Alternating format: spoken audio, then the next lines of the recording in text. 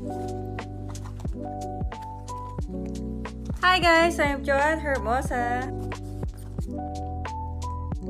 Hi guys, tingnan natin yung bago kong binili. Ito yung Soap Heatless Curler Set. Try natin to. Ito yung nakikita ko sa TikTok na gagawin to sa overnight, tapos kinabukasan magiging curly na yung hair mo. Want to try this one?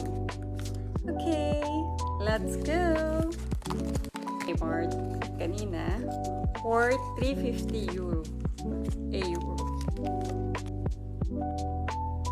Tignan natin kung magiging effective siya. So, pili ko naman effective to eh. So, sa atin ganito to. Kailangan daw tuyo yung buhok natin pag ginawa ito.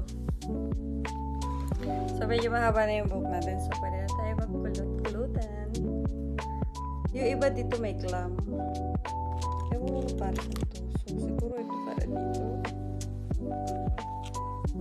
Tsaka ito para dito. So, let's see.